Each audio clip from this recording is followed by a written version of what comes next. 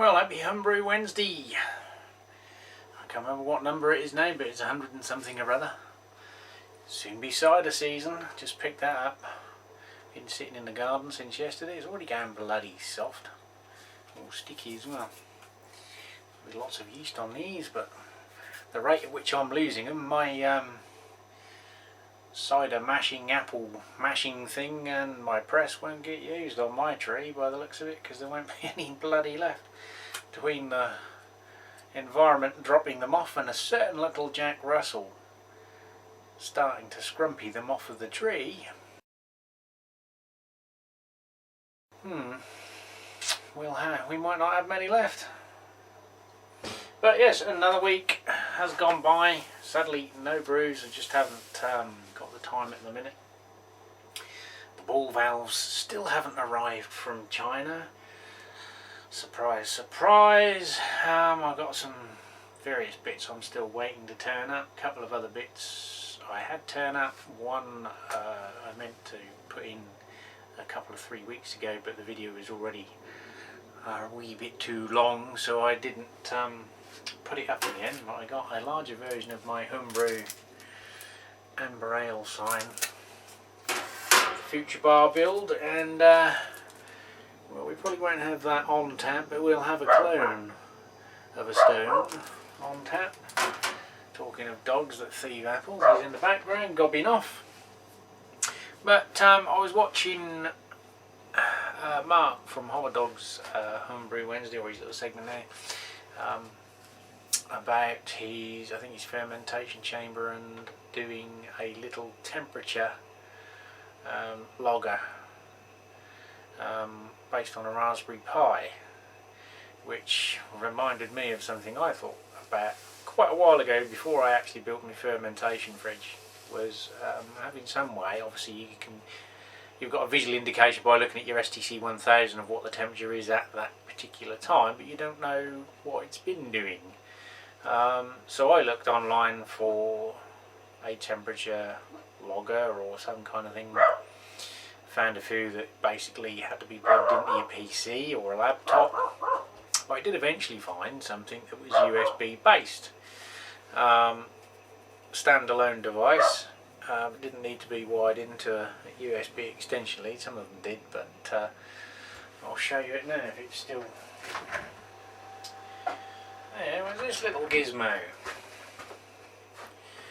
It's Elitech, which is the same people that make the version. I saw because it's gone up now if it's picking it up there, but it's got the current. It's basically like a play and a pause. When you press play, you hold it for 4 seconds and it goes into recording mode, and the screen shuts down after a while. But at the minute it's reading 19.8, which is probably around about the ambient temperature here, or me holding it.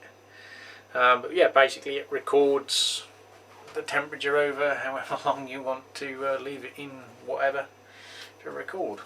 Yeah, basically it charts. Well, I'll show you on this segment now, and then shoot the dog. Okay, so what the little gizmo does, if you can see on the screen there, it'll log the time, which is relative. Those readings down there give you your time at which your cursor is pointing to, and the temperature. So if you see, it moves there, and it'll give map the temperature, which is on a little chart here. So if we look at this low point there, it's 10.5 degrees at 14:49, and if we look at the high point there, it reaches 12.7, and that time frame is 17:19. So you can change it and reprogram it to take time samples in as little as 15-minute segments. But basically what it does is just chart your temperature, whatever you may be monitoring, whether it's your fermentation or in this case the beer fridge. So I know at that point we are 12.6 degrees. Then obviously the thermostat cuts in and drops us down to 11.8, and the same there's 10.9, 11.3. We have a bit of a slightly more of a drop there for some reason. It goes 10.3. Don't know what happened there, but obviously the stack stayed on, reached 9.5 degrees, and it goes back up to the regular temperature, and that's at 2019, which is when I just turned it off. Yeah, so all the time that was on pause, he was quiet. I bet now I press play again, he'll start barking. Yeah, so that was the little gizmo. Just purely a geeky sort of thing, I suppose. You want to know what your fridge or your fermentation chamber's doing when you're not there. You can chart the highs and lows of the temperature range, so you know how accurate your STC 1000 is for the temperature set, depending on obviously how accurate that is. But yeah, it was just under a tenner, I think, something like that. Anyway, if anyone's interested, just mention it and I'll try and PM you a link to the website that sells it, or the web page, or put a link in the description if it has. I know sometimes YouTube filter them because they think they're spam or something. But I also got this, which is what I meant to include in a previous Homebrew Wednesday. And to cue, the dog starts barking again. Now, some of you own a bear gun of some shape, form and description, canter, flow, bottle, filler or whatever, or just a siphon hose, or if you've got corny kegs you can buy various attachments and things. But the Blickman bear gun is quite popular for those that are prepared to pay the price range that it sells in.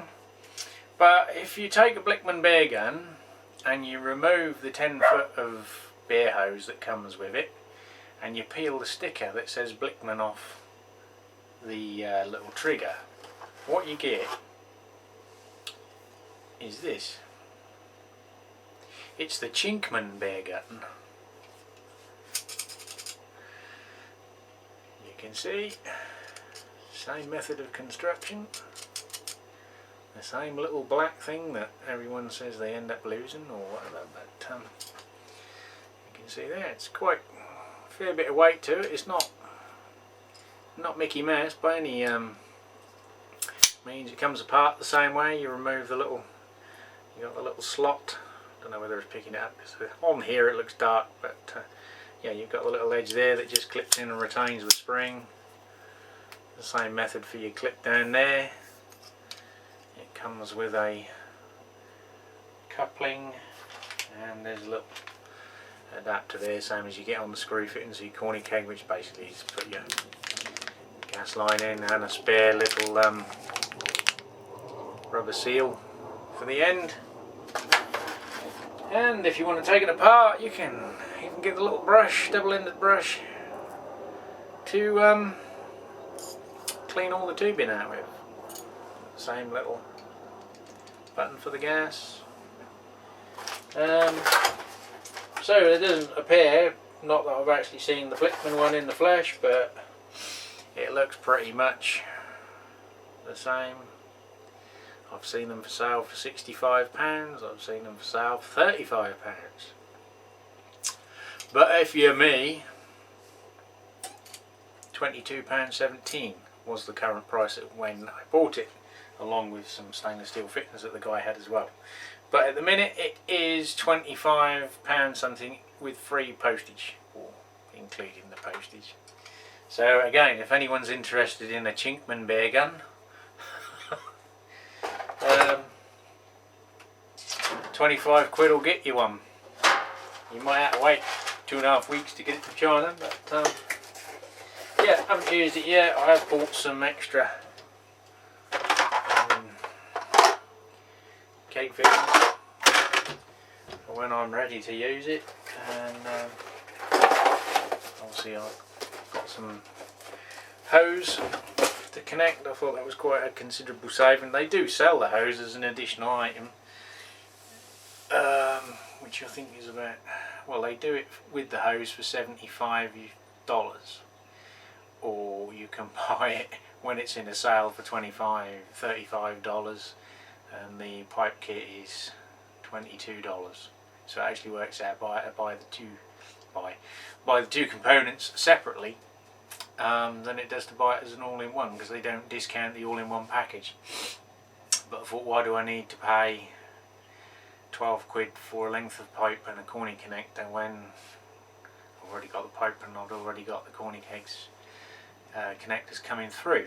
I claimed against the other guy on the other one I first bought, so I got my money back on him. I've got another claim going through on a sign that didn't turn up, but it seems to be sort of fairly smooth going on their site, like it is with eBay if you do get any problems now. The rest of my silicone hose is on its way, so we've still got to wait before we can start building for parts to arrive, which is getting a bit of a weekly story now. Sort of they came in thick and fast, and within sort of 2 weeks, 14 days, 18-day delivery time, and now we're sort of crept up to anything beyond 18 days. One of the things, if you want to save a few quid, sometimes you have to wait. But I've ordered some other bits off of eBay sellers which tend to come a little bit sooner. They should be doing next week. So that's pretty much it. The only other thing I've got to tell you, I'm back on Facebook. For those of you that don't already know, I'm on there, or weren't following me on there before, or friending me, or whatever the hell you do on there. We've also set up a Norfolk Hillbilly page for the beer reviews to go up separate to my Facebook page, which obviously has got to be in my own personal name now. And the only other thing I could get another beer fridge, as if I hadn't got one big enough already.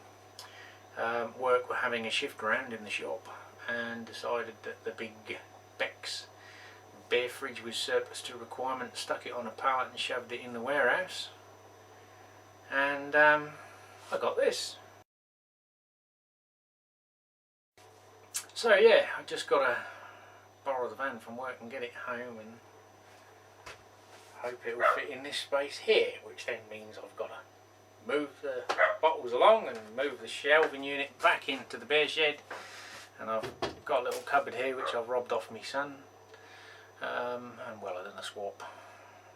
So that's it. I will update you further when I've got something to update you with, whether it be a more stainless steel acquisitions. Shouldn't be any more. Said that last time and then I come in with a hood. Right, I'm going.